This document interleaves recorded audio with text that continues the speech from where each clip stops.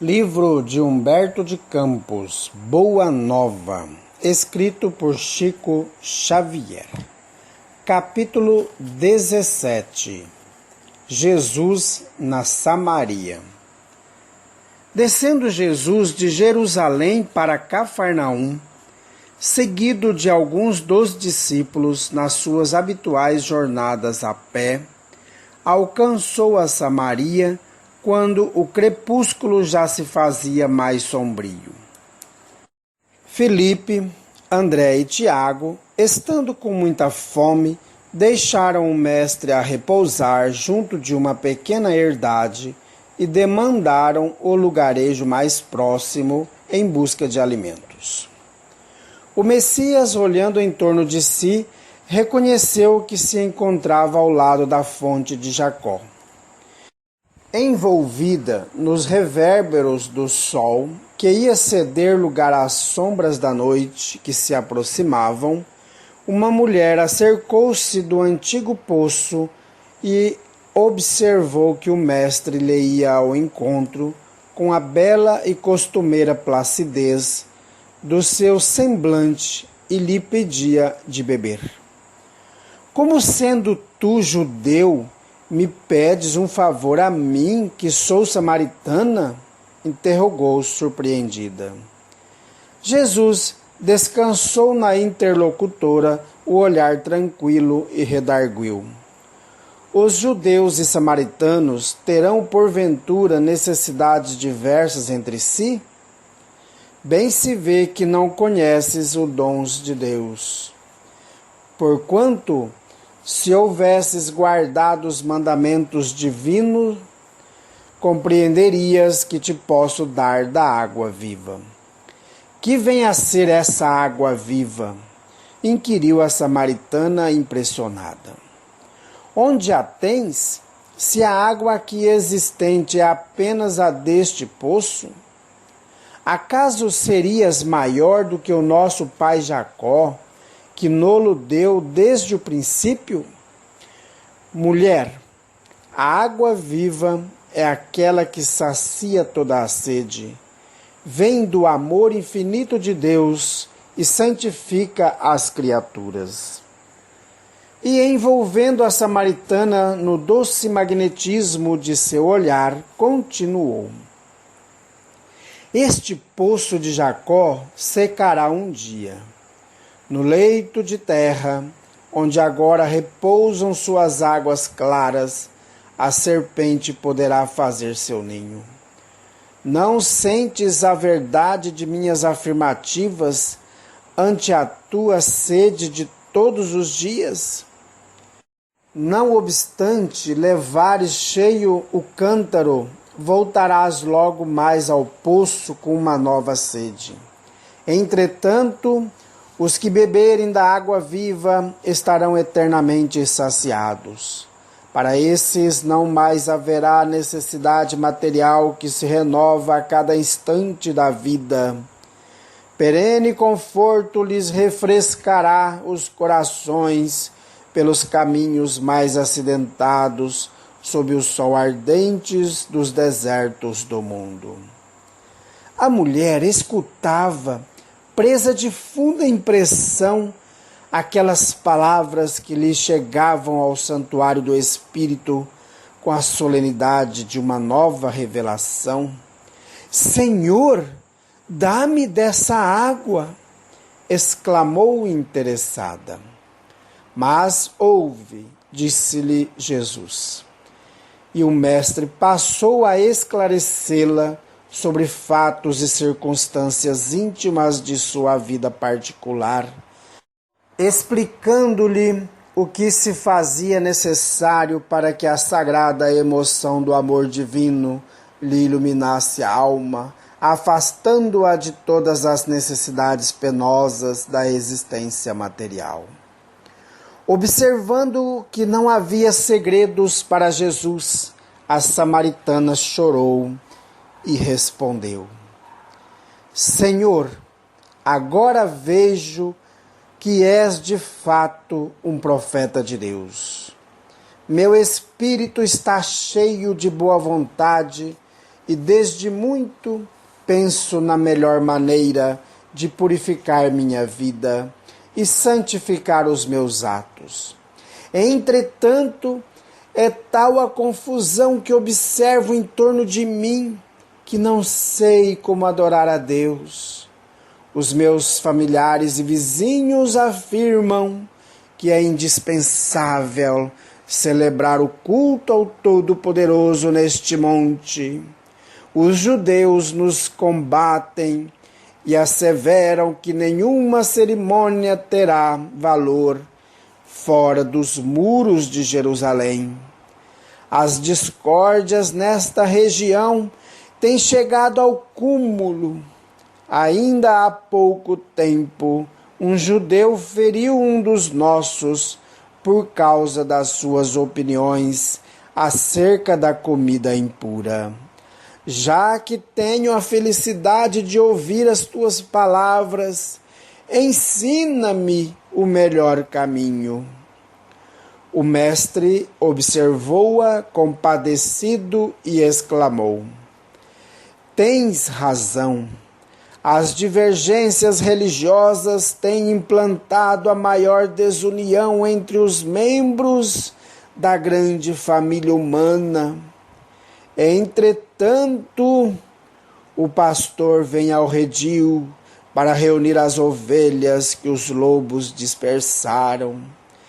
Em verdade afirmo-te que virá um tempo em que não se adorará a Deus nem neste monte, nem no templo suntuoso de Jerusalém, porque o Pai é Espírito, e só em Espírito deve ser adorado.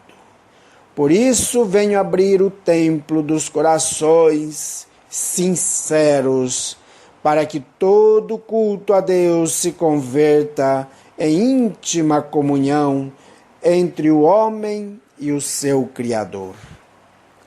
Suave silêncio se fez entre ambos, enquanto Jesus parecia sondar o invisível com o seu luminoso olhar. A samaritana meditava.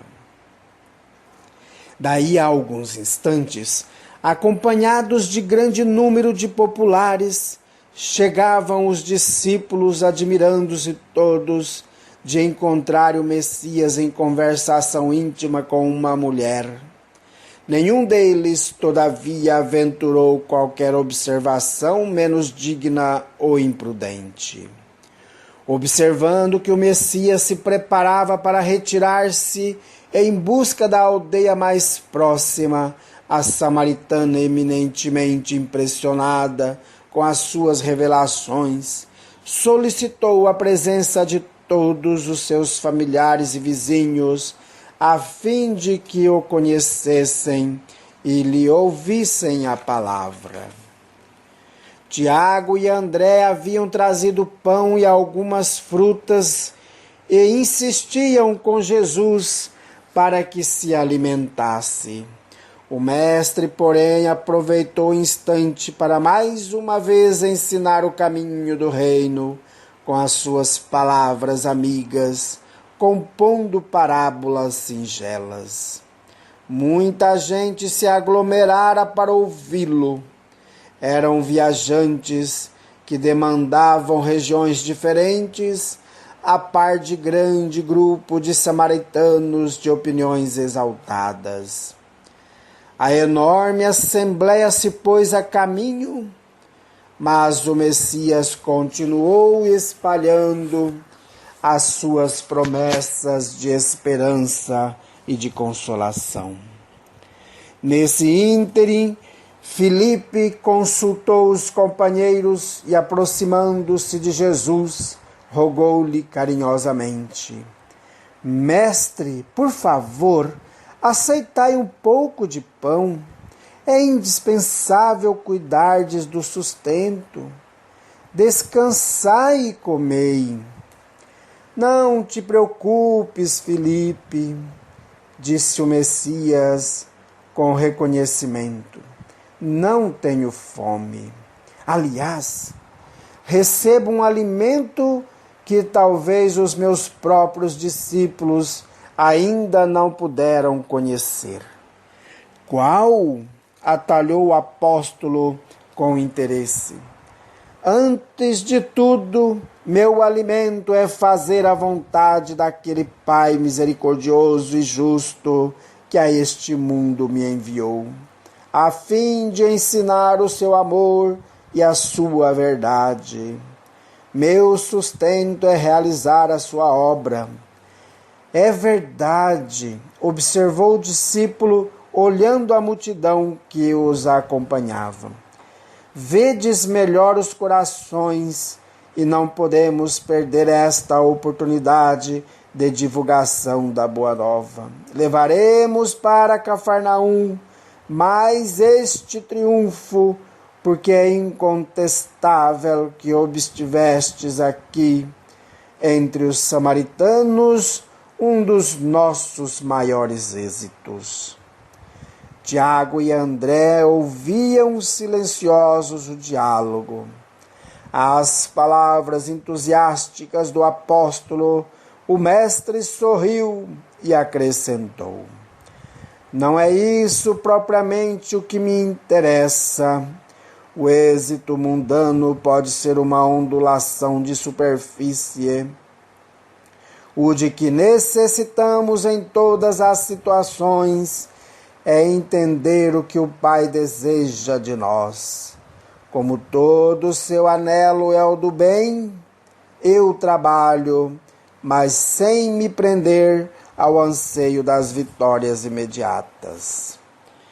E dirigindo o olhar para a turba compacta de seus seguidores, exclamou para os companheiros: acaso poderemos admitir que já somos compreendidos?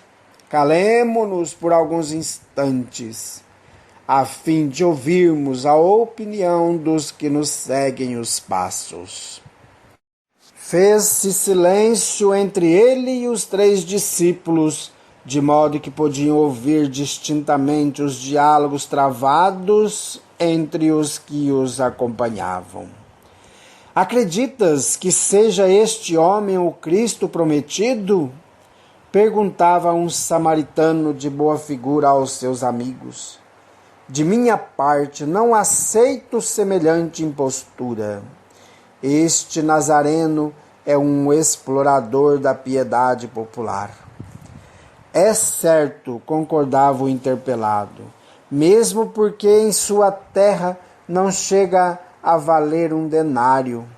Pelos próprios parentes é tido como um inimigo do trabalho. E há quem duvide da sua preguiçosa cabeça. É um louco de boa aparência, dizia uma mulher idosa para a filha. Pelo menos essa é a opinião que já ouvi de habitantes de Cafarnaum. Entretanto, cá para mim, acredito seja um grande velhaco.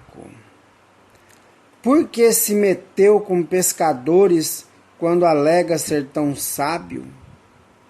Por que não se transfere para Jerusalém ou mesmo para o Tiberíades? Bem sabes a razão disso. Lá encontraria homens cultos que lhe confundiriam a presunção. Mais próximo de Jesus, um rapaz sentenciava em voz discreta: quando chegamos, foi ele achado sozinho com uma mulher. Que te parece esta circunstância?